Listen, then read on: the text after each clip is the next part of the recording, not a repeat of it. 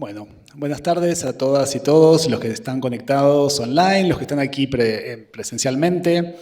Les agradecemos muchísimo hoy sumarse a este evento. Vamos a hacer charla, conferencia, pero también vamos a llamarlo taller, clase abierta, así que va a ser multifunción, porque la idea sería de que todos podamos compartir diferentes visiones sobre el tema que nos convoca hoy, que es, ¿no?, el de las catástrofes y las distopías en la literatura de Asia y del mundo, es decir, en la literatura, ¿no? Vamos a decirlo así. Pero también vamos a invitar al cine, al anime, a otro tipo de soportes, porque justamente lo que queremos presentar hoy y debatir hoy es cuán transversal es este tema, o más bien, hasta qué punto es transversal este tema, tanto a nivel regional como a nivel de disciplinas o de prácticas artísticas y culturales. Así que bueno, hoy tengo el enorme placer de estar aquí con un colega, un amigo y alguien con quien de hecho he ido a la zona de exclusión de Fukushima en un viaje cuando él estaba haciendo su estancia postdoctoral en Japón. Así que bueno, bastante a tono, ¿no? Esa anécdota que hemos vivido juntos, que fue una gran experiencia, ¿verdad? Ir a la zona que dejó, ¿no?, el desastre de 2011 en Japón. Así que seguro es un tema que vamos a mencionar hoy, ¿no? Estoy casi seguro. Yo creo que sí. Si te parece, voy a presentarte. Jordi Serrano Muñoz es investigador postdoctoral especializado en literatura comparada, recepción y conexiones transpacíficas. Imparte asignaturas en la Universidad Obertura de Cataluña y en la Universidad de Granada. También ha sido docente e investigador postdoctoral aquí mismo en el Colegio de México y investigador postdoctoral de la Japan Foundation Fellow en 2021-2022. Esto lo hizo en la Universidad de Waseda. Sus líneas de investigación actuales exploran la relación entre literatura, crisis climática, memoria y protesta en la producción literaria contemporánea del Japón y Latinoamérica, así como sus contactos transpacíficos desde perspectivas descoloniales. Seguramente vamos a volver sobre muchos de los temas que hemos mencionado. Yo quisiera también invitarlos a que reflexionemos, a que vayan pensando durante esta charla. Primero ejemplos, ¿no?, que vayan pensando justamente para que entre todos construyamos, los que están online y los que están aquí presentes, para que todos construyamos un corpus, un repertorio de textos, películas, lo que sea, ¿no? Vayamos pensando ejemplos y que después podamos debatir sobre ellos. Sobre, más bien, ejemplos que tengan que ver con la catástrofe y las distopías, ¿no? A eso me refiero. Y en segundo lugar, quería invitarlos a pensar sobre dos cuestiones centrales para entender la catástrofe. Y uno es la categoría de sociedad de riesgo, del sociólogo alemán Ulrich Beck, ¿no? Creo que esto ha sido determinante para entender las sociedades contemporáneas y creo que es muy a tono con lo que vamos a hablar hoy.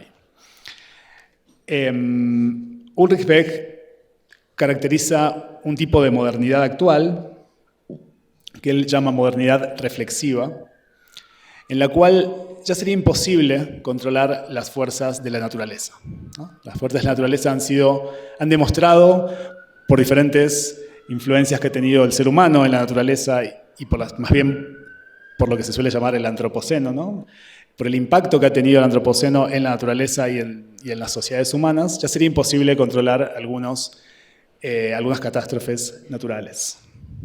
Y anticiparía Beck, nos dirigimos cada vez más a una falta de control de ese tipo de situaciones catastróficas ante nuestras realidades. Entonces, propone su segundo término famosísimo llamado sociedades de riesgo, ¿no? El concepto de sociedad de riesgo vendría a describir estas sociedades modernas, actuales, en la modernidad reflexiva, que no pueden, ¿no?, en las cuales es imposible desligarnos del riesgo. Y por riesgo tenemos un montón es un tema, más bien un concepto que abarca muchísimas aristas y muchísimas dificultades que enfrentamos, ¿no? Desde, aquí mismo la falta de agua. Es un tema contemporáneo bastante, más bien muy actual aquí en México. Pero bueno, en las sociedades japonesas puede ser, como en la sociedad japonesa luego del 2011 puede haber sido la radiación, o si pensamos en una ciudad como Yakarta o como Miami que se están hundiendo, ¿no?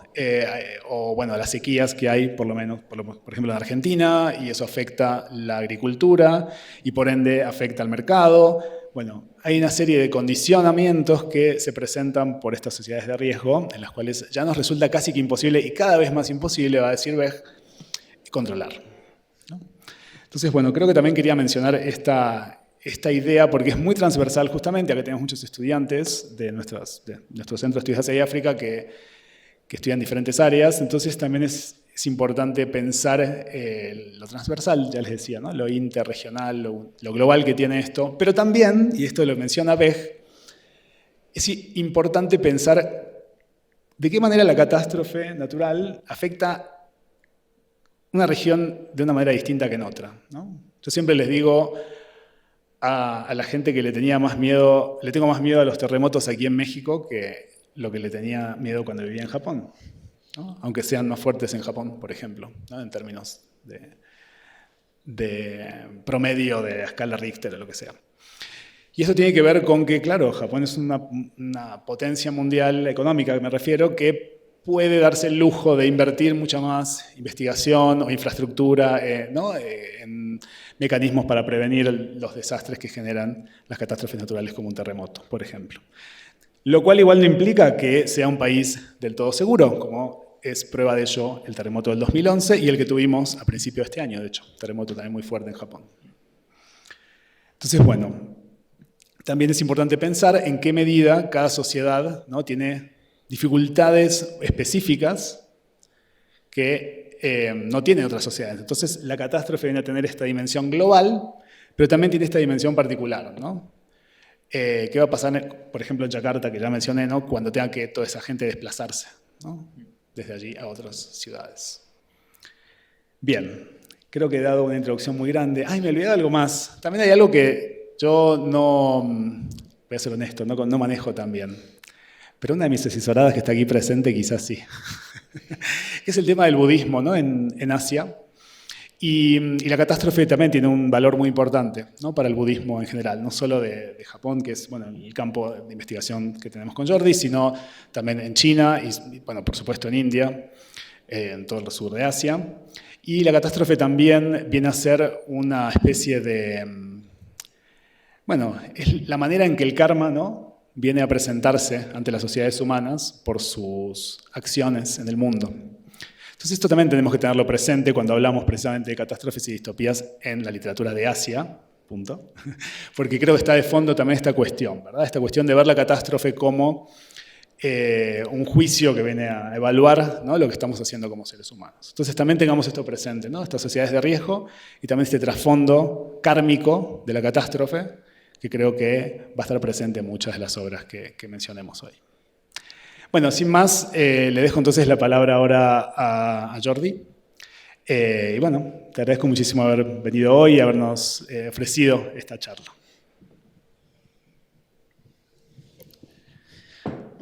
Buenas tardes, me da mucho gusto. Quiero empezar pues, agradeciendo a Matías su amable invitación y también a todos los compañeros del CEA y del Colmex. La verdad es que me da mucho gusto poder regresar, sobre todo porque cuando estuve aquí haciendo mi estancia postdoctoral justamente coincidió con la pandemia. Solamente pude disfrutar de los fantásticos precios del comedor durante 3 meses, porque luego estuve todo el tiempo haciendo mi investigación y mi relación con el centro a distancia, así que me da mucho gusto pues, poder tener una oportunidad también de presencialidad aquí y también de poder hablar de uno de los temas que más me apasionan y más atención de investigación, también emocional, ¿por qué no?, me ocupan, que es las catástrofes y las distopías, sobre todo entendiéndolas en los conflictos que se tienen a la hora de imaginarlas y de querer representarlas. Entonces,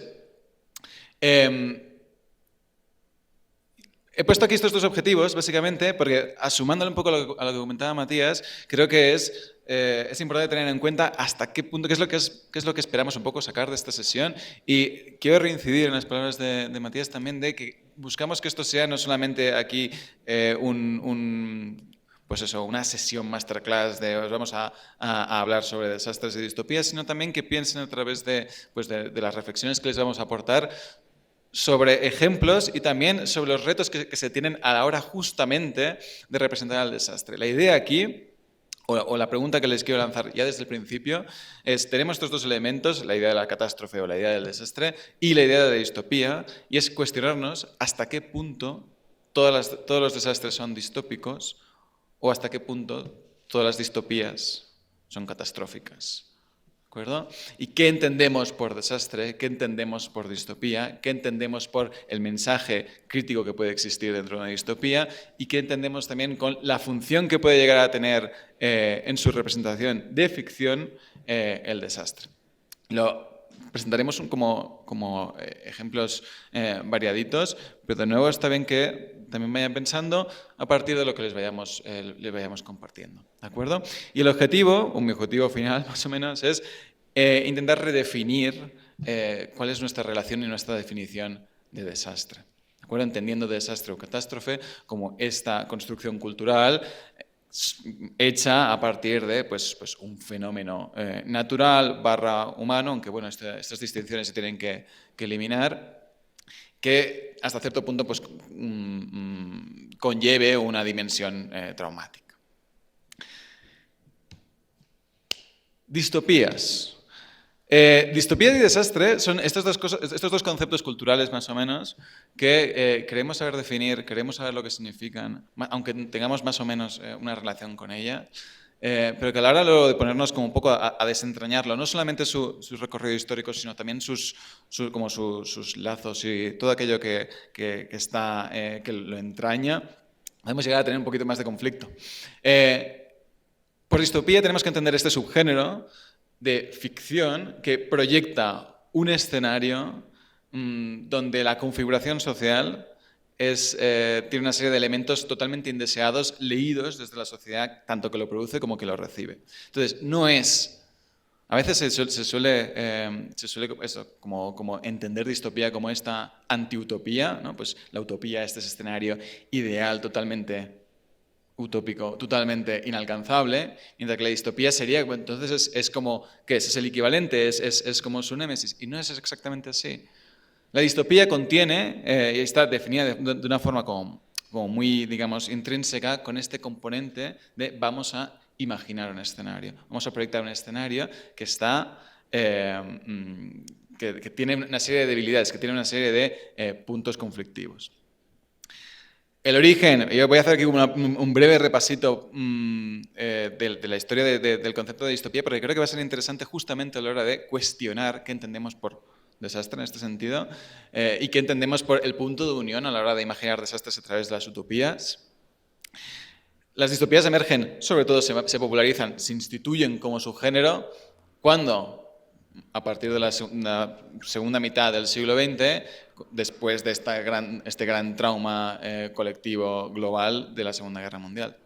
Y estas primeras distopías, estas obras tan, digamos, fundacionales y más reconocidas como pueden ser 1984, de Orwell, o Nosotros, de Semiatin, o Fahrenheit, o Un Mundo Feliz, etc., están muy marcadas por este deseo que tenían los autores de sonar la alarma, por ser cautionary tales, por ser relatos que hablen sobre situaciones de abuso de poder. Claro, estaban muy influenciadas por esta borrachera opresiva que era el fascismo y también el estalinismo en los 40-50.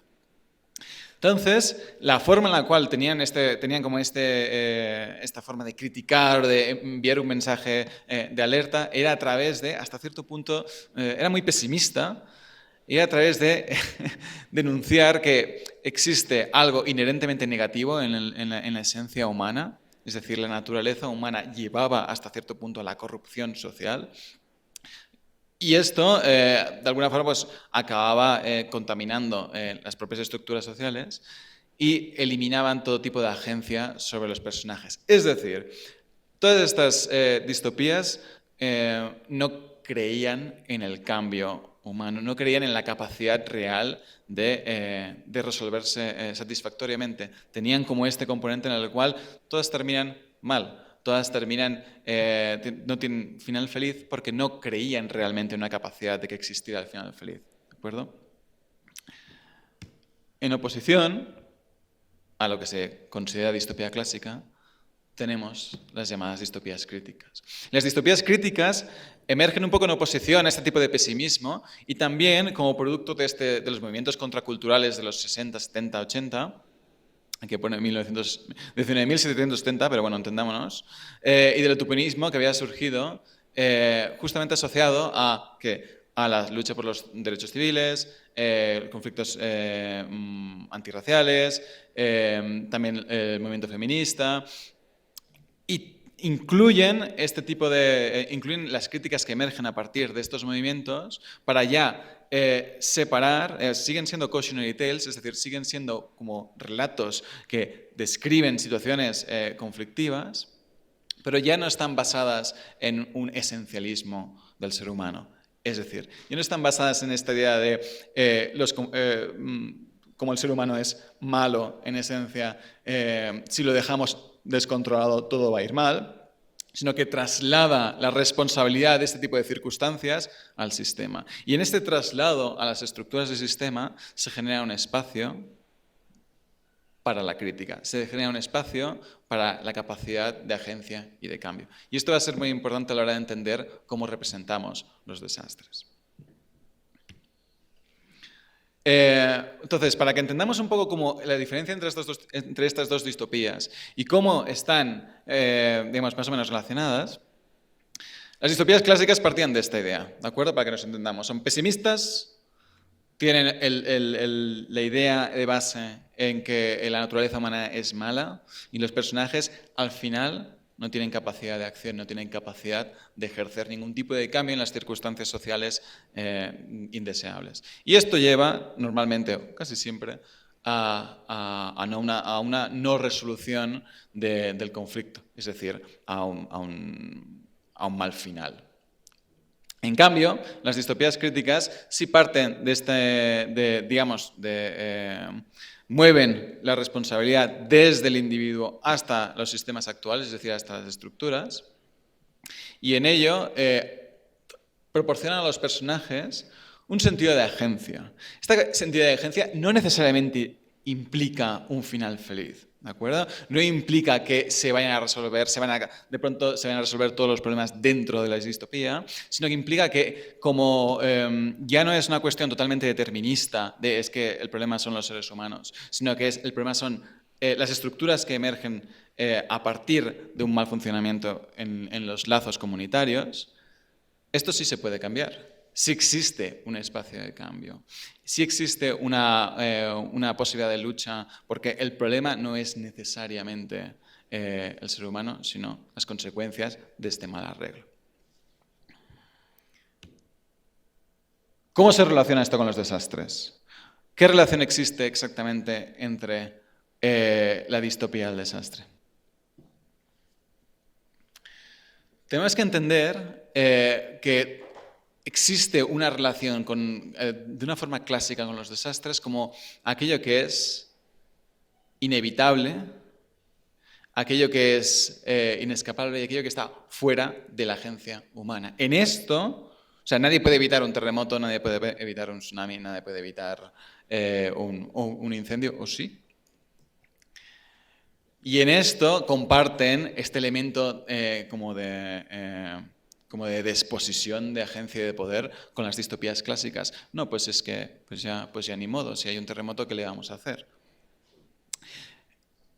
Toda representación de los desastres, entonces, que parta de este principio que quite a agencia, al fin y al cabo lo que está haciendo es eliminar espacios de responsabilidad en la gestión humana de la prevención, pero también de la recuperación y de las consecuencias. ¿De acuerdo? Entonces, es un esfuerzo de representación, es un ejercicio de representación que está partiendo de un punto pesimista y está siendo conservador también. Y está siendo conservador de forma que puede ser implícita o conservador de una forma que puede llegar a ser bastante explícita. ¿Vale?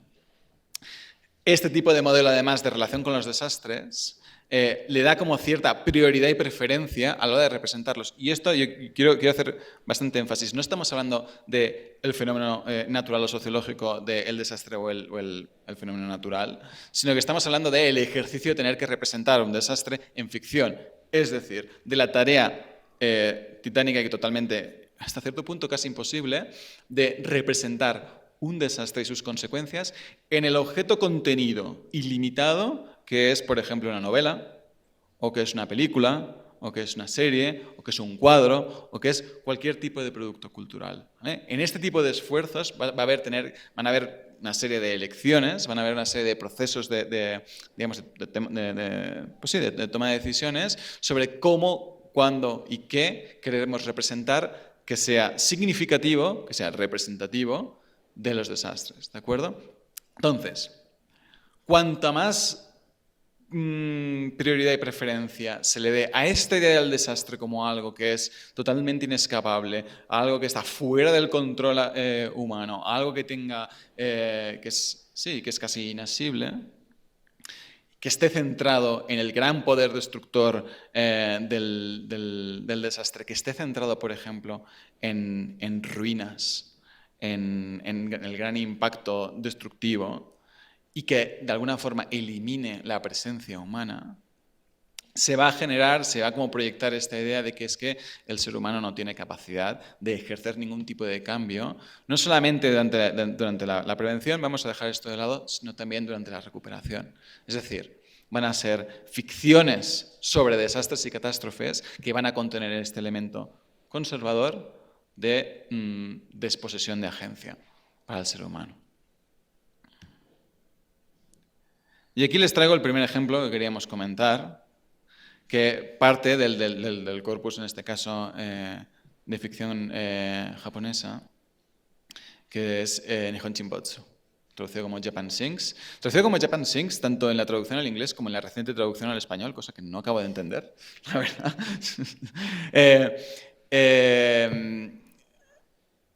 Que, por cierto, esta es la portada, Japan Sings, el hundimiento de Japón. Esta obra fue un bestseller en los 70. Para aquellos que no la conozcan, parte de la premisa de que un movimiento en las fallas tectónicas del Pacific Rim, de todo lo que sería del Anillo del Pacífico, hace que se tema por el hundimiento total del archipiélago japonés en un periodo de tiempo muy breve. Se disparan en este momento como una serie de alarmas. Hay como la trama va es como que está como en tres partes. En una primera parte hay un gran alarmismo y negacionismo por parte de varios personajes que sí quieren convencer al gobierno japonés de que esto está sucediendo, partes del status quo que dicen que esto para nada, cómo va a ser que se vaya a hundir Japón.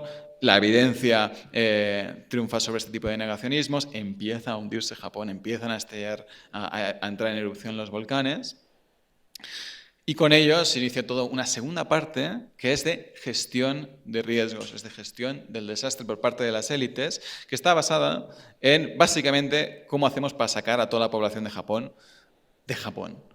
¿Con quién hablamos, con qué países establecemos negociaciones para de pronto evacuar a 100 millones de personas? Todo esto, bueno, finalmente lo siento mucho por el spoiler, sí se hunde Japón. Se termina hundiendo Japón. Entonces, tenemos aquí una obra de ficción, evidentemente, que habla sobre un gran desastre, que le pone mucha prioridad y mucha preferencia al gran desastre físico, visual, además muy visual para ser una novela, aunque luego hablaremos de sus otras adaptaciones que ha tenido, que quizá ya le suenen un poco más, y que parte de esta dualidad, ¿no? De la descripción de se va a hundir Japón y empieza a haber descripciones sobre volcanes que estallan, etc., y al mismo tiempo de la gestión humana asociada a este tipo de desastres. Y en esta gestión humana, y este es el punto que les quiero compartir, es donde de una forma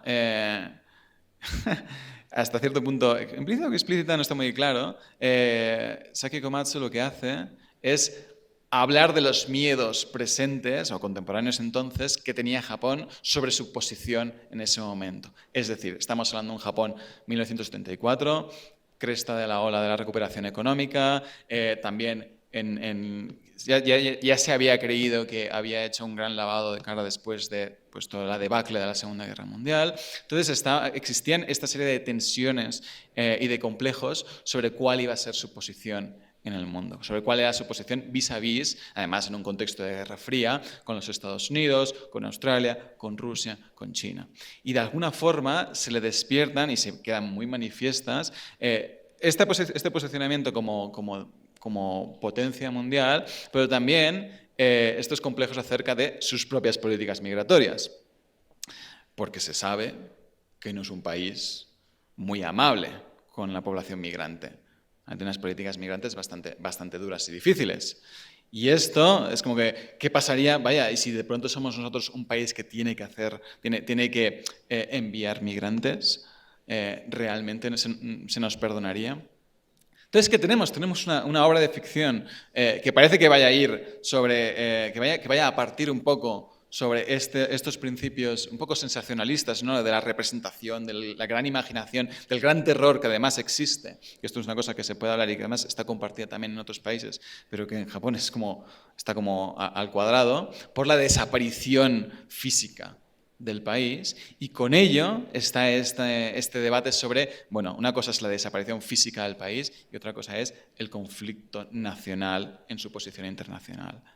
Esta obra, digamos, distópica sobre desastres está hablando sobre cuestiones que no están tan directamente relacionadas con el hecho de que vaya a haber un hundimiento físico del archipiélago japonés. Y en esto tiene un elemento de espíritu crítico.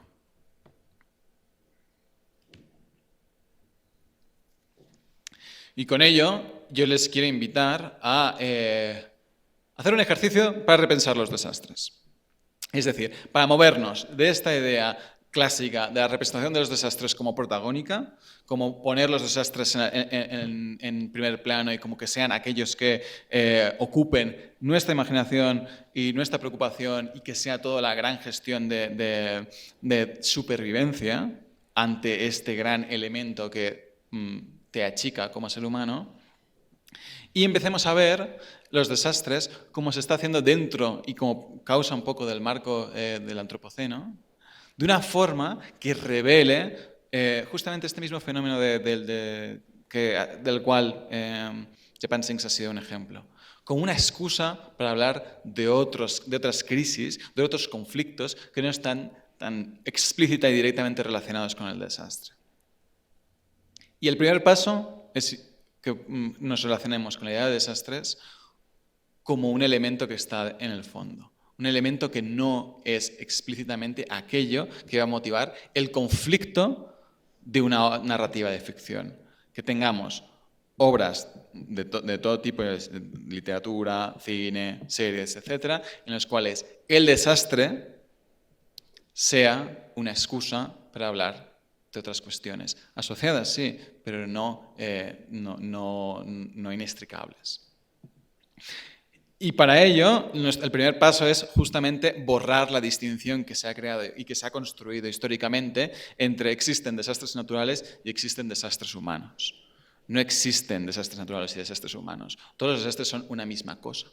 Todo lo que podemos considerar como desastre natural realmente son fenómenos naturales que en su construcción cultural los leemos como desastres. Un terremoto es un terremoto, un tsunami es un tsunami. El hecho de que lo leamos como un desastre es una construcción puramente cultural.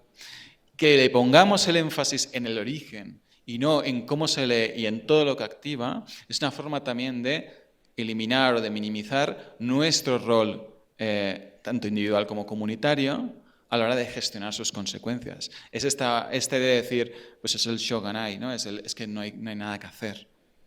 Y esto desactiva, y esto tiene un punto que es acrítico. Entonces, de alguna forma les invito a reflexionar sobre esto. En los ejemplos que pueden encontrar, sobre todo de ficción más contemporánea, los cuales piensen, bueno, es que sí, había desastres, pero realmente los desastres no eran tan protagónicos. Lo que estaba sucediendo, el conflicto que realmente tomaba gran parte, tenía que ver con otras cuestiones que iremos viendo o que se pueden llegar a descubrir que tienen más papel justamente porque tienen que ver con relaciones interpersonales y no con esta idea tan macro de el gran fenómeno natural o el gran fenómeno también humano como puede ser una guerra. Yo quería ponerles aquí un ejemplo. ¿Conocen esta novela? Vale. El hombre de los ojos compuestos, Phian Ren, es una novela de este autor taiwanés, que es una obra de ecoficción, en la cual tenemos, además, tenemos como este mismo elemento en el cual los desastres que se van sucediendo, para que se hagan una idea, la obra tiene varios personajes y además tiene como el escenario es bastante transpacífico porque tienes como una primera parte que sucede en Taiwán y otra que sucede otra que sucede como en islas en mitad del Pacífico y otra que sucede como en la costa pacífica del continente americano.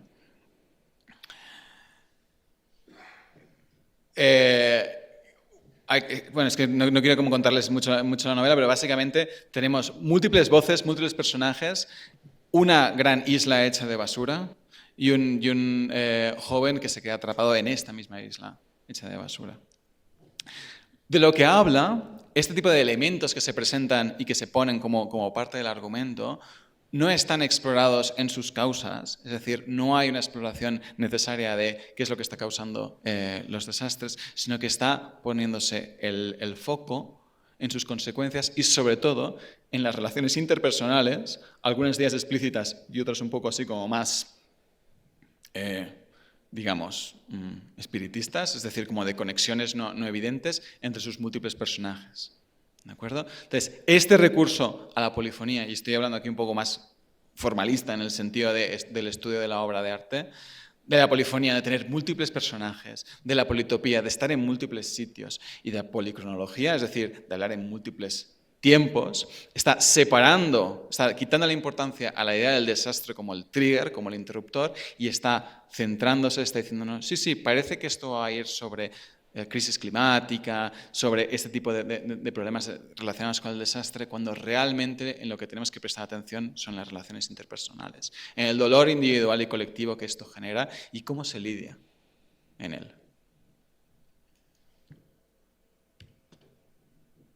Esto está ligado con este segundo elemento que quiero invitarles a reflexionar sobre cómo cuestionamos, repensamos los desastres. El primero era ponerlo de fondo. Y el segundo es fijarnos como cuanto más al fondo esté un desastre, más énfasis en este tipo de distopías sobre desastres o en obras de Cli-Fi, más énfasis se le dan a los cuidados, más énfasis se le dan a las relaciones interpersonales. Y en esta exploración también de las relaciones interpersonales se abre un escenario a pensar en relaciones contrahegemónicas, en relaciones que redefinen y resignifiquen la comunidad, tanto a nivel micro, pues de entre 2 o 3 personas, como también a nivel macro. El desastre genera la oportunidad para repensarlo, pero el desastre se ha quedado atrás. Esto nos permite también generar otro espacio crítico hacia la figura de los desastres, que es cómo pensamos y nos asociamos con la idea de la recuperación. ¿Qué queremos? ¿Queremos que en un escenario post-desastre se regrese al status quo o queremos un nuevo status quo? Y en esto hay que ir con cuidado, porque en la forma clásica de entender las distopías y también las ficciones de desastre, muchas veces se transmite un mensaje conservador al respecto, ¿no? Es qué terrible es este futuro que estamos proyectando y que imaginando, qué fatales son estas estructuras sociales, pues tampoco estamos tan mal ahora.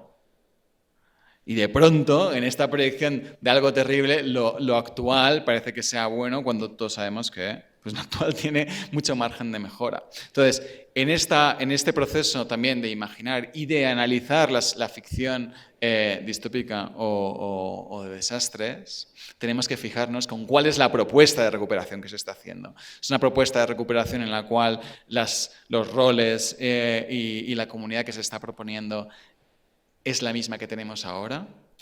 ¿O se está realmente haciendo una propuesta hasta cierto punto revolucionaria? Y en ello podemos interpretar, podemos incorporar un elemento pues, también de crítica.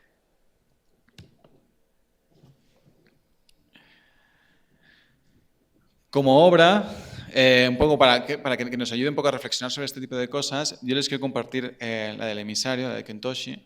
¿Se la conocen? ¿Tampoco? Algunos sí, algunos no. Un poquito. ¿Quieres compartirla tú? ¿Reflexiones? La del emisario, esta obra de Tabata Yoko, nos presenta un Japón décadas en el futuro, después de un misterioso desastre que nunca se acaba de explicar, en el cual las generaciones ancianas, que son las que vivieron el desastre, de nuevo que no se termina de explicar, viven para siempre, son inmortales y además tienen muchísima fuerza. En cambio, las generaciones más jóvenes, conforme van naciendo, son cada vez más frágiles, cada vez más enfermizas. Y además empiezan a incorporar una serie de cambios y de transformaciones y mutaciones corporales, poco hibridantes, es como que empiezan también a parecerse a pulpos o a pájaros y a otro tipo de animales, de una forma que hace que requieran de los cuidados de estas generaciones mayores. Se invierte un poco el sistema de roles, ¿no?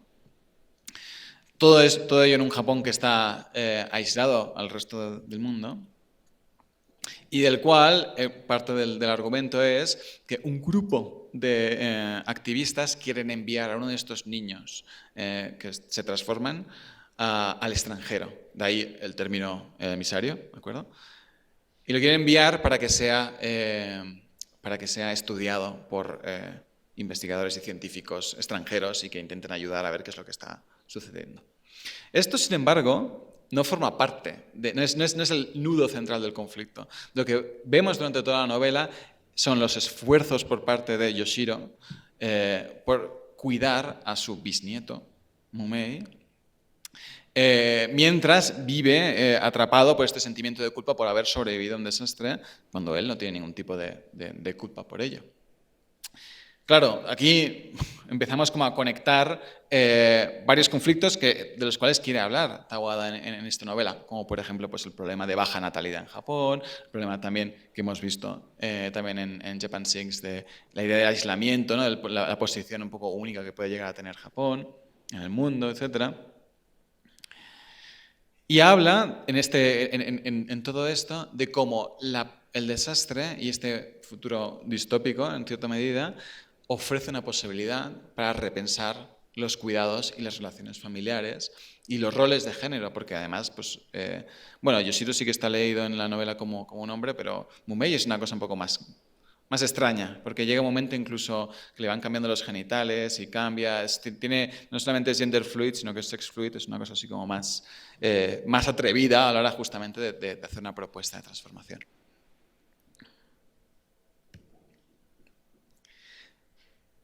El tercer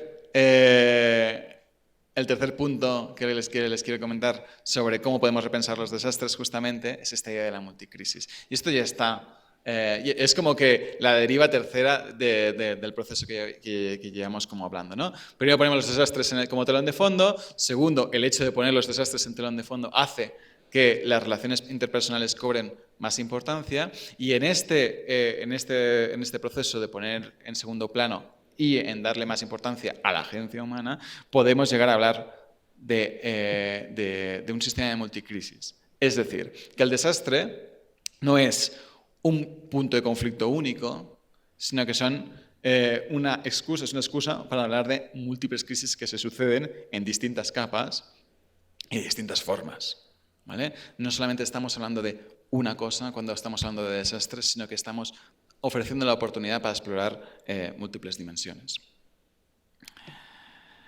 Con esto tenemos, se nos ofrece la oportunidad, y esto es una cosa que está pues eso, hecha una pregunta, porque es una invitación a hasta qué punto realmente esta forma de rebajar los desastres o de problematizar los desastres nos ofrece posibilidades para repensar en nuestro rol de responsabilidad. Es decir, si la ficción distópica, la ficción apocalíptica, que partía de este principio clásico un poco pues, conservador y bajonero, realmente puede llegar a tener un girito más crítico, un girito más capaz de poner énfasis en la responsabilidad humana. Y como esto se puede llegar a vincular con este gran paradigma del antropoceno, ¿no?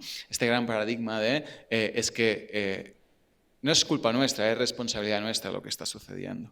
Incluso aquello que podemos considerar como fuera de nuestro poder y de nuestro alcance, como llegarían a ser los fenómenos naturales, tienen una imbricación no solamente en las causas, la crisis climática es causa nuestra, sino también en las consecuencias. ¿Qué decisiones tomamos a la hora de imaginar una recuperación?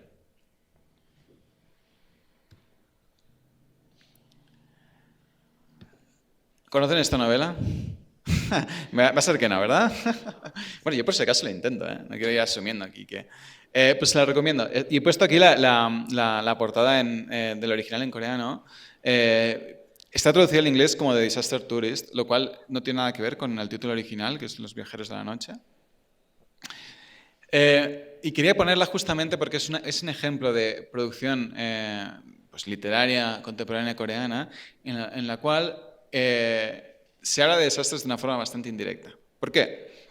La propuesta es que existe esta empresa que se dedica a vender paquetes de viaje para ir a sitios que han sufrido un desastre hace poco.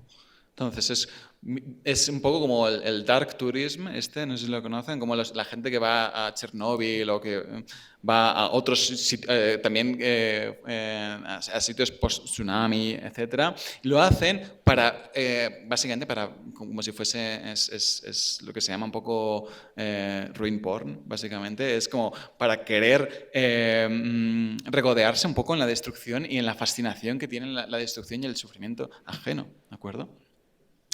Y todo esto, evidentemente, por un dinerito. En esta novela, una de las trabajadoras, totalmente estresada por esta situación, le ofrecen como compensación el poder viajar a una de estas destinaciones sin tener que pagar nada. Y viaja a una región del sudeste asiático.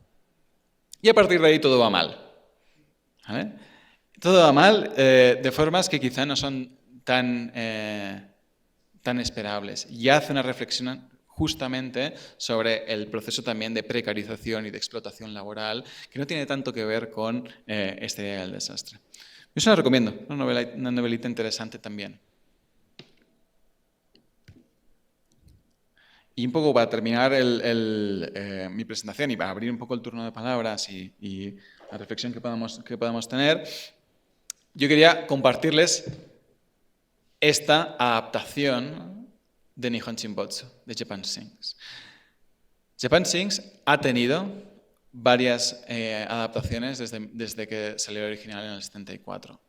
Adaptaciones fílmicas, adaptaciones en doramas, una adaptación en anime que salió en Netflix en el 2019 y en 2020. Y esta es la última adaptación hasta la fecha, es un dorama que está como coproducido por TBS y por Netflix, y que toma el mismo tipo como de elemento central, ¿no? Japón se va a hundir, pero en este caso le añade un twist muy interesante. Está situado en el 2023, a pesar de que se emitió en el 2021. Y ya no es una falla tectónica, o sea, el movimiento de las fallas tectónicas que es algo totalmente impredecible, sino que es por culpa de la acción del ser humano a través de fracking submarino. Es decir, como forma de intentar evitar o subset, como de reducir el impacto pues eso, de reducir la dependencia en combustibles fósiles, Japón se inventa esta tecnología para extraer energía del subsuelo en el Pacífico y esto causa este movimiento tectónico. Todo lo demás es muy similar. Es decir, tenemos las mismas olas de negacionismo, el mismo tipo de conflicto y además de esta propuesta muy elitista, todos son como que si el primer ministro, que si todo ejecutivos de alto nivel y ministros y científicos, etc. Es decir, es verdad que existe como este componente de clase muy fuerte, pero es toda una gestión del desastre constante. Y es, de nuevo, esta idea de a dónde metemos a los, en este caso, 130 millones de japoneses. Y se ve que han pasado 50 años desde el original hasta esta adaptación y se repiten el mismo tipo de conflictos, el mismo tipo de inseguridades y de complejos que se tenían entonces. Y cómo este mismo fenómeno de, es verdad, está sucediendo un desastre y además esto es una adaptación, digamos, pues es una serie, entonces sí existe un poquito más de representación visual, un poco pues con el presupuesto que tenían, ¿vale? De los volcanes y del movimiento tectónico, etcétera, pero en el cual lo que tiene más importancia va a ser siempre la gestión del desastre, la gestión, digamos, contra además nuevos conflictos como las fake news, etcétera, y los lazos interpersonales de los distintos personajes. ¿Vale?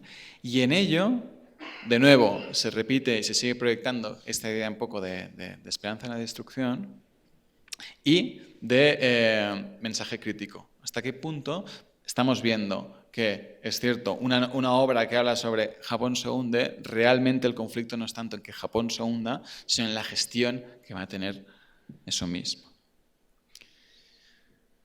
Y hasta aquí, abrimos un poco el turno de palabras. Vale. Primero le quisiera agradecer a Jordi y darle un muy fuerte aplauso, ¿no?, por su presentación.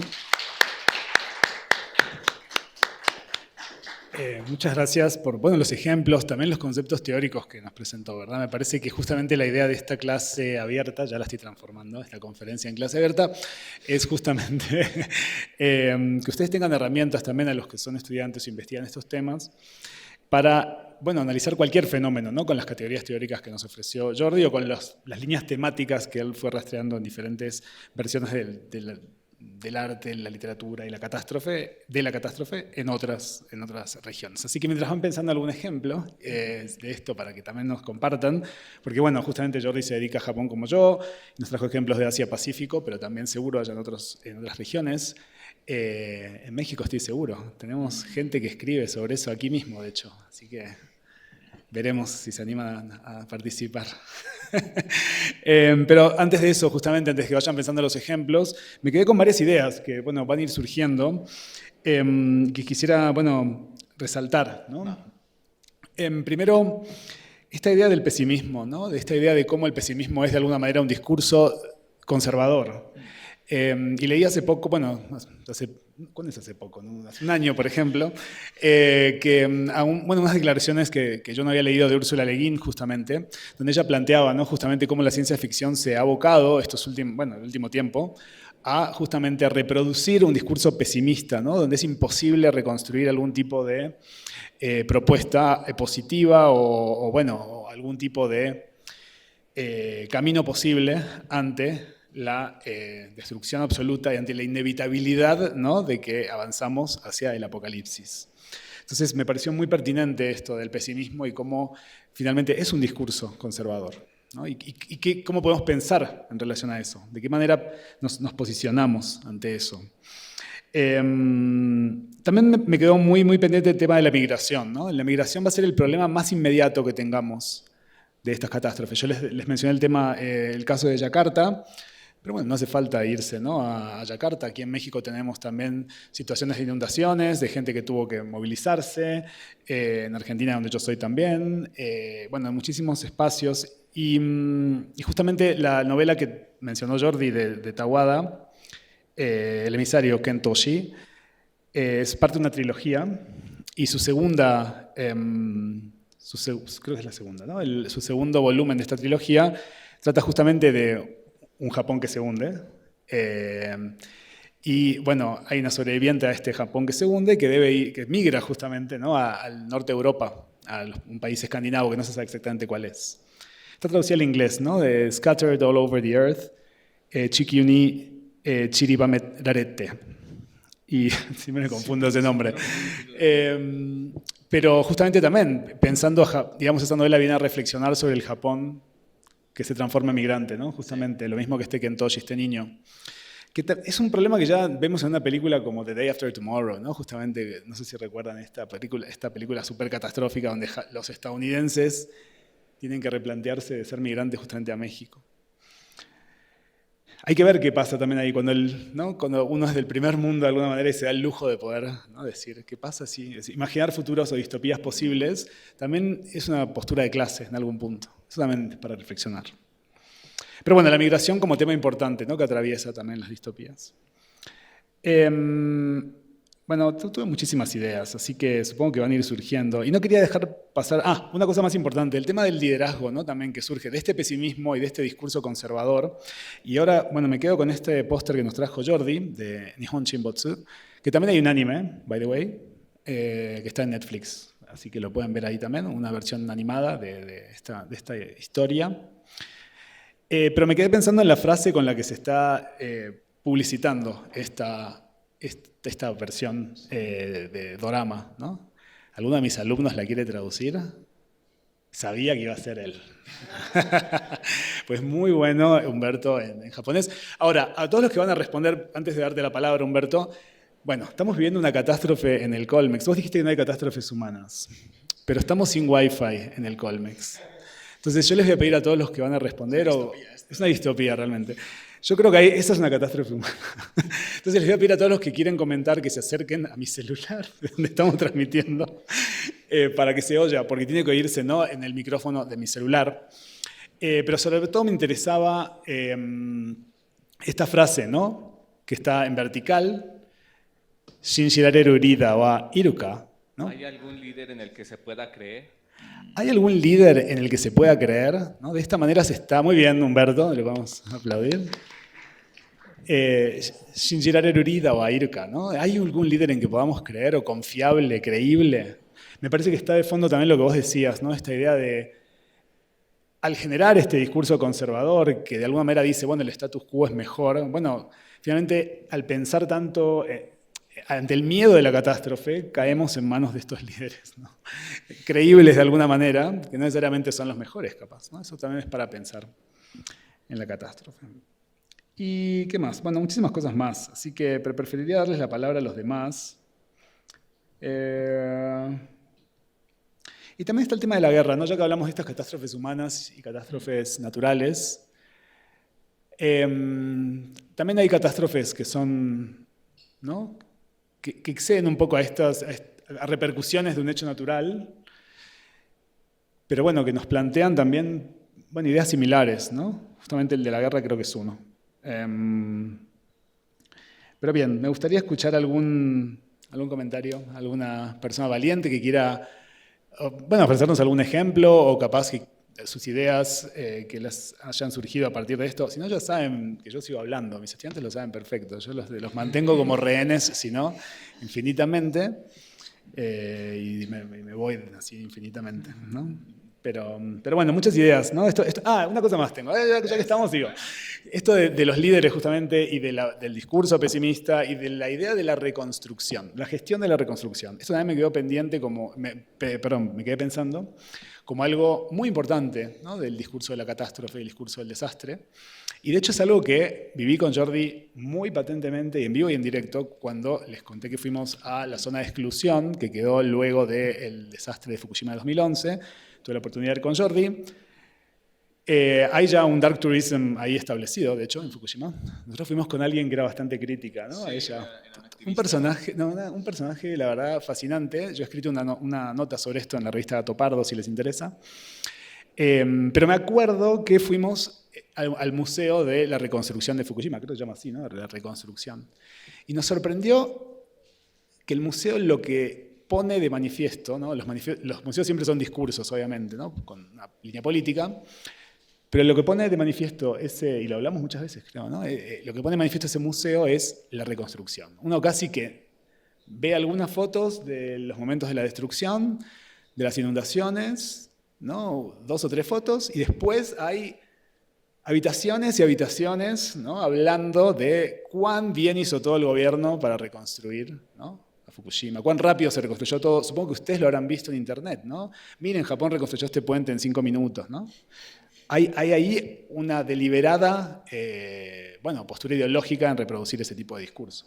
Y además que tampoco había muy poca presencia, por no decir nada, a todas las protestas masivas que se sucedieron en los meses que siguieron al triple desastre y que fueron las más numerosas después del 60.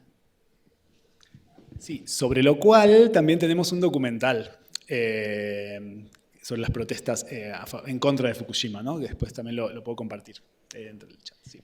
Ay, justo sobre este tema de la reconstrucción, después de los desastres de Indonesia, hubo un problemón con que, por ejemplo, estos huracanes el tsunami, perdón, arrasó con las comunidades pesqueras y a la hora de la reconstrucción ya no encontraron su pedazo de mar, pues, ¿no? Porque todo eso se vendió a privados, a cadenas hoteleras y seguro, o sea, está como doctrina del shock, ¿no? Esto está en la literatura. Es que justo esto también es un fenómeno que viene desde arriba, ¿no? Quienes construyen ese discurso.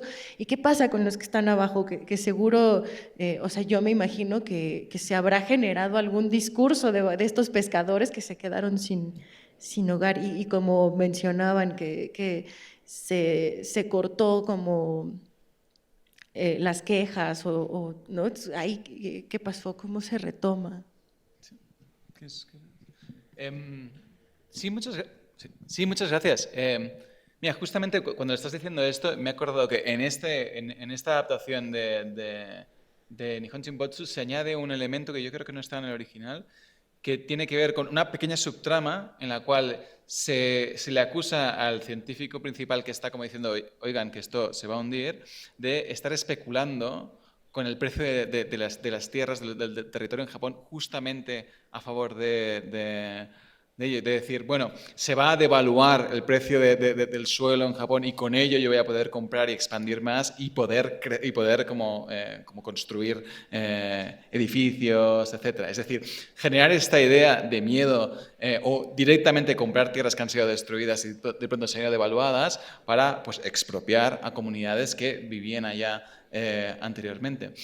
Aquí es como que esto se bifurca, ¿no? Porque aquí estamos entrando ya como en el apartado más de crítica sociológica actual y la otra es justamente en la representación, en la imaginación de este tipo de cuestiones. A mí me parece interesante que se atrevan pues en esta obra justamente a incorporar este elemento, que no es un elemento que vaya a ser tan sexy, pero es importante y es muy importante y justamente hace referencia a cuestiones que no necesariamente tienen que ver con la forma clásica y tradicional en la cual hemos representado los desastres, ¿no? Que tienen que ver con crisis de desigualdad, el incremento de la desigualdad, como has señalado, pues la doctrina del shock, es decir, de la herencia actual y herencia constante de políticas neoliberales, todo este tipo de elementos que de nuevo no están tan vinculados, o sea, el terremoto no causa el neoliberalismo, pero el hablar, el poder usar como ejemplo o como trigger un desastre para hacer referencia a este tipo de cuestiones, es como que permite un espacio para el desarrollo de la crítica en lo que podría parecer una distopía atractiva, ¿no? Sí, me acordé de una novela, bueno, Japón, lamentablemente no podemos ofrecerte demasiados ejemplos, bueno, yo por lo menos fuera del mundo de la literatura japonesa, pues es a lo que me dedico, pero sí la novela Tokio, Estación de Ueno, bueno, el protagonista es no exactamente un pescador, pero sí era un obrero, ¿no? Una fábrica. Que tiene que desplazarse luego del... bueno, en realidad el protagonista es el fantasma de ese... así te atrapo más sobre qué trata la novela, pero el protagonista es el fantasma de ese obrero, justamente. Entonces, estas personas de una clase social más carenciada que tienen que desplazarse a causa de esto, ¿no? Tokio Estación de Bueno de Yumiri. Es una gran novela. Que vive además en un campo de personas sin hogar. Claro, y entonces al desplazarse de la región de Fukushima, donde sucedió el triple desastre de 2011, a Tokio, bueno, claro, vive como un homeless justamente, ¿no? En un espacio de desplazados. Entonces, bueno, este tipo de problemáticas sí van a estar presentes en la literatura justamente, sobre todo contemporánea más que nada, porque es el problema más inmediato, ya les decía, no solo la migración, sino el desplazamiento más bien, ¿no? Hay que pensarlo más bien en este término de desplazamiento, no tanto de migración. Gracias. Gracias. Sí, Muy Humberto. bien. Lo que me hizo pensar un poco, sobre todo la parte de la novela de Los Viajeros de la Noche, es un poco en la situación que ocurre en Fukushima respecto a los museos y a algunos espacios que se han abierto en torno a la memoria del desastre. Recuerdo que nos habían mencionado que, por ejemplo, en la escuela que está, si bien recuerdo, en la ciudad de Futaba, había personas que incluso llegaban a escribir en una pizarra que tenían para los visitantes mensajes un poco ofensivos. En un momento no lo había pensado por qué, pero ahora que escuché esta ¿Puedes hablar un poquitito más exposición. fuerte, Humberto, por favor? Que no se escucha. Un poquitito Sí, más sí, fuerte, sí. si puedes hablar un poquito. Ahora que escuché un poco la exposición, empecé a pensar un poco que lo que están haciendo, por ejemplo, con estos espacios no es solo la memoria, sino también como esta venta turista del desastre, como algo comerciable. Entonces, aquí hay una cuestión un poco, una balanza, mejor dicho, en la que uno no sabe si uno tiene que abrir estos espacios para hablar de una memoria, hablar de un trauma y hablar de un daño que uno ha recibido, o si estos espacios en realidad son, o sea, como mencionó en la exposición, en realidad se ha fetichizado estos desastres y ahora los convirtieron en productos. Sí, no, sin duda, yo creo que sí, es un producto que se vende en todas las plataformas de streaming actualmente, todas las películas, los videojuegos. Digo, la catástrofe y el desastre realmente son un producto hoy en día. Y esto me hizo acordar sobre todo a un teórico. Bueno, hay muchísimos teóricos del desastre y la catástrofe, etcétera, pero particularmente siempre recuerdo uno que es Rob Nixon, que habla del término de slow violence, ¿no? Lo que plantea Nixon es que justamente lo que estamos viviendo, digamos, uno imagina la catástrofe no como el meteorito o ¿no? el terremoto que destruye todo, o la película esta del 2012, que también la maldición maya que destruye todo, bueno, etcétera, ¿no? Esta destrucción infinita, ¿no? Como vos decías, como inconmensurable, cuando en realidad lo que está destruyendo el mundo son pequeñas acciones que estamos haciendo, ¿no? Esta violencia lenta, literalmente, que plantea Nixon, que no podemos representar justamente de muchas maneras. En todo caso, lo que aquí sería la catástrofe en Nihon Shinbotsu, más que el país hundiéndose, son estas gestiones políticas, ¿no? que parece que están, no sé, presentadas de manera positiva. Entonces siempre me acuerdo de eso. Y en lo que vos decís, Humberto, está esto, ¿no? Hay la fetichización, y que vos lo mencionaste en esos términos, ¿no? Fetichización de la catástrofe. Siempre recuerdo esta idea de slow violence y de preguntarnos, ¿no? ¿Cómo representamos eso? ¿De qué manera nos ponemos ante el lector o el espectador esa violencia mínima que genera cosas como la pandemia, por ejemplo, ¿no? Nuestra pequeña acción, o más bien malas acciones han llevado a esto, ¿no? Por ejemplo. Sí, yo quería añadir como complemento a lo que comenta Matías, recordando el trabajo de Rob Nixon, es otro concepto y otro autor que es Timothy Morton, que habla del concepto del hiperobjeto. Bueno, el hiperobjeto es esta cosa, además está como complementado, ¿vale? Tenemos que entender por hiperobjeto aquella cosa, aquel fenómeno que es irrepresentable realmente cuando intentamos hacerlo. Es decir, ¿cómo representamos la pandemia? ¿Cómo representamos la crisis climática? ¿Cómo representamos todas estas grandes cosas que las entendemos, pero las entendemos de una forma que a la hora de querer escoger solamente podemos hacer ejemplos? Solamente es como que, a mí me gusta mucho pensar en esto, como que a la hora de abrir el archivo tú tienes la foto totalmente con un zoom. Y tienes el zoom nada más de una parte, no puedes hacer zoom out. Es como que solamente puedes moverte de forma en la cual ves partes, pero nunca puedes llegar a ver el gran conjunto. Entonces, la violencia lenta justamente te hace referencia a este tipo de elementos. Es una forma en la cual también podemos cortocircuitar, o sea, violencia lenta a la hora de buscar la representación, cortocircuitar este sensacionalismo del desastre, ¿no? Esta idea de decir, no, el desastre puede ser algo fetichista, fetichizado, si se presenta como la ruina, el terremoto, el huracán, la destrucción, etcétera, que además en muchas ocasiones está en su representación desprovista de seres humanos. Tenemos solamente como el espacio de destrucción o desprovista de seres humanos identificados. Esto es una cosa que también era interesante a la hora de ver el tipo de imágenes que se producían post triple desastre de 2011. Eran todo imágenes, veías pues todas las casas hechas polvo, todas las casas destruidas, y luego los únicos seres humanos que aparecían eran trabajadores en operarios con los cascos, con las mascarillas. Era imposible de identificar, no existía un espacio de empatía, y en ello pues, se establecía como una distancia y además, de nuevo, una sensación de alienación y de falta de cambio. Sí, adelante. Sí, hola, ¿qué tal? Soy Pablo, estudiante de esta maestría, especialidad en Japón, y bueno, el semestre pasado particularmente a mí me tocó hablar sobre literatura de la catástrofe, específicamente en el caso de Fukushima. Entonces me siento bastante ligado a este tema, a pesar de que no soy especialista en literatura, yo soy más como de política, pero bueno, me agradó mucho el tema. Quería hacer algunas preguntas, bueno, 3 puntos principalmente. La primera, retomando un poco lo que mencionan sobre el framing, no encuentro la palabra en español en este momento, el encuadre, a través del cual nosotros vemos este tipo de desastres, ¿no? ¿Quiénes y de qué forma estas imágenes llegan a nosotros, ¿no? ¿Quién dice que esta es la imagen que nosotros tenemos que ver, ¿no? Y en ese sentido, y retomando un poco lo que vimos en esa clase que comentaba, el uso del concepto de los medios, ¿cómo era? Medios simbólicos de producción. ¿Quiénes son los dueños de esos medios simbólicos de producción? ¿Quiénes nos hacen ver lo que vemos, ¿no?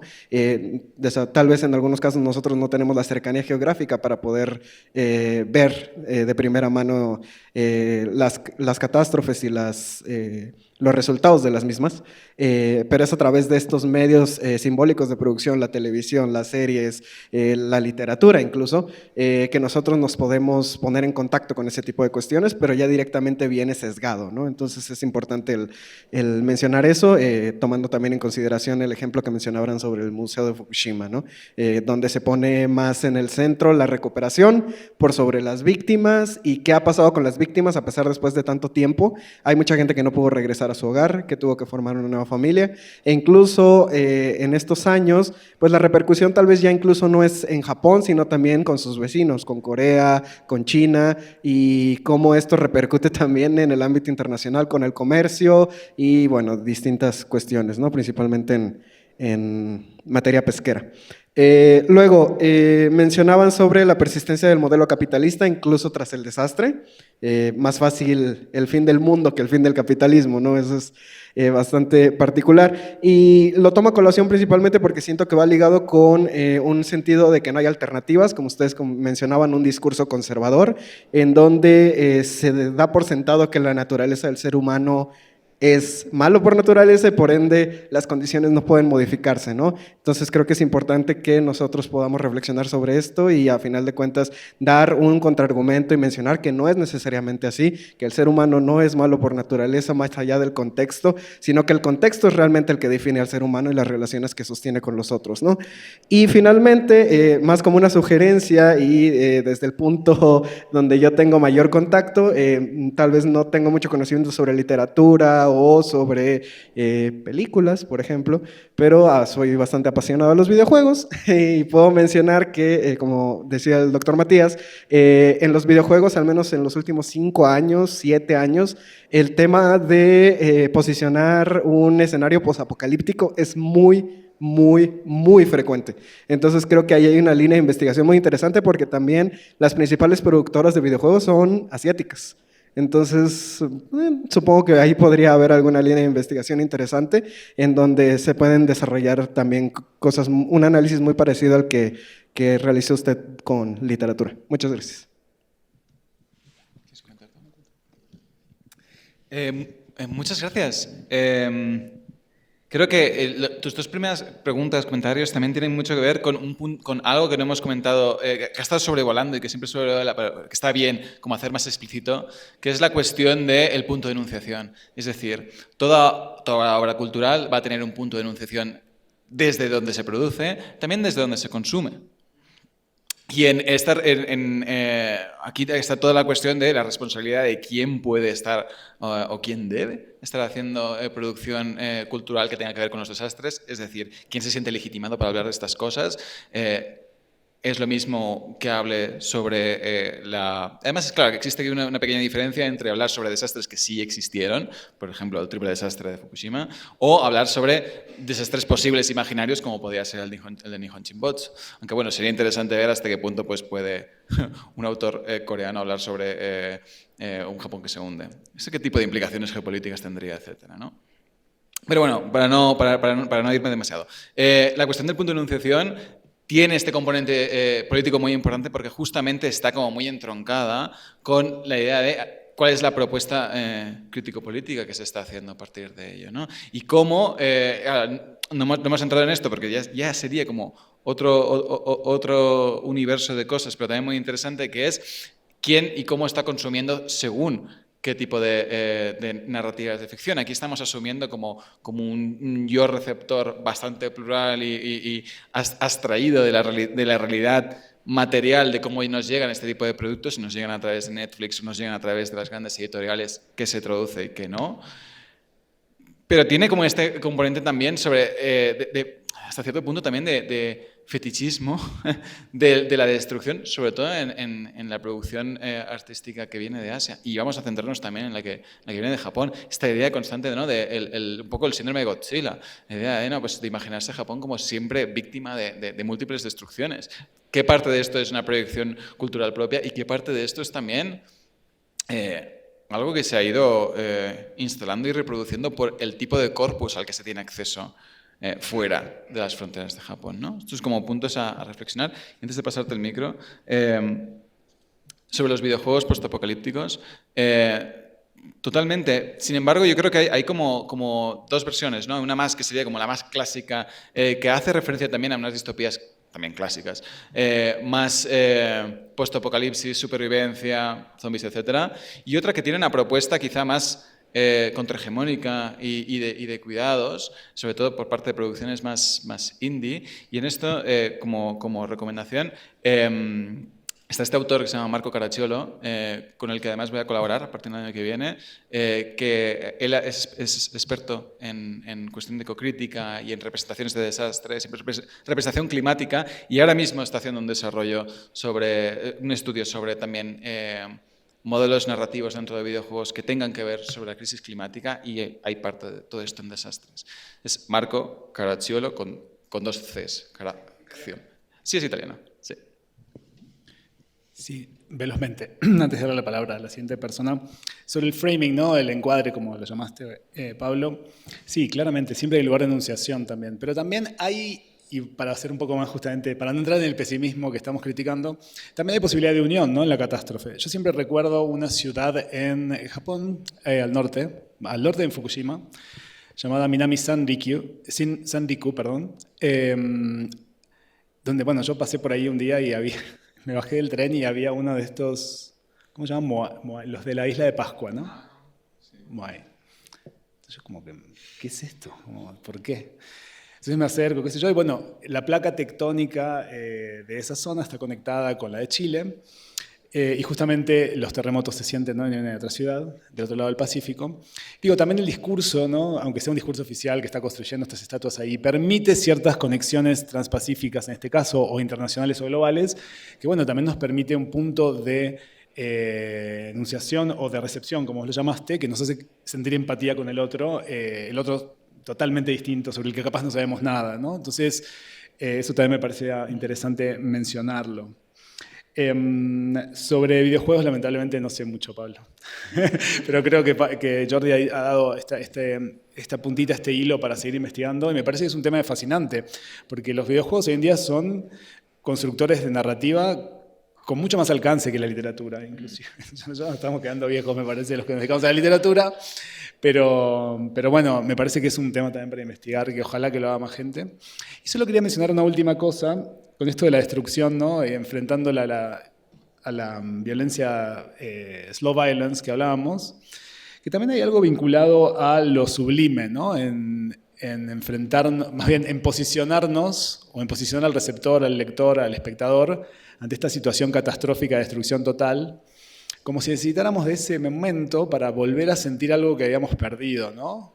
Casi como seres humanos, como que nos está reposicionando ante una destrucción absoluta que viene un poco a, que viene un poco a reposicionarnos ante lo sublime de la experiencia humana.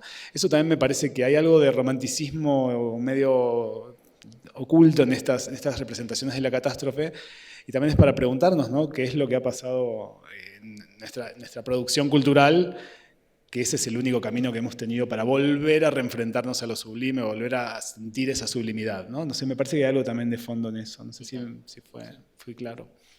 Bueno, vamos a ver, pues. Quizás hacemos 3 más, ellas 2 y una última persona, si quieren.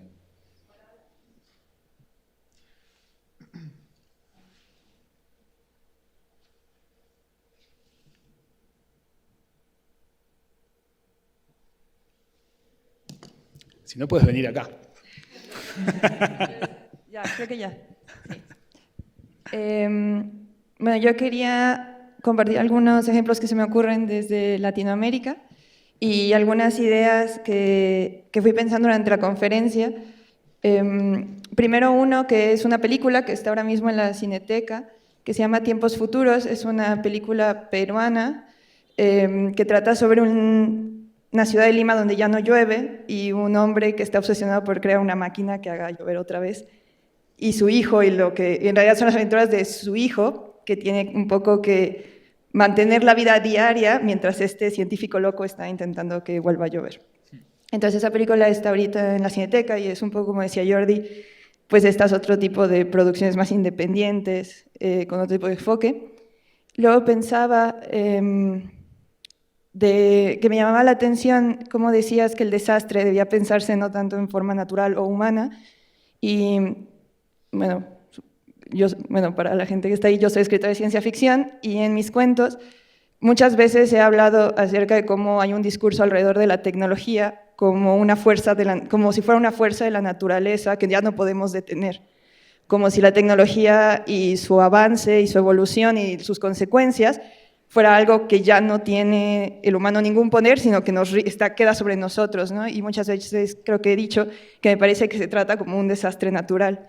Entonces, oyendo esta manera en la que podemos comenzar a pensar todos los desastres como iguales, me pensé en eso, ¿no? En todos los tipos de interruptores que tiene la ciencia ficción que generan este tipo de cosas.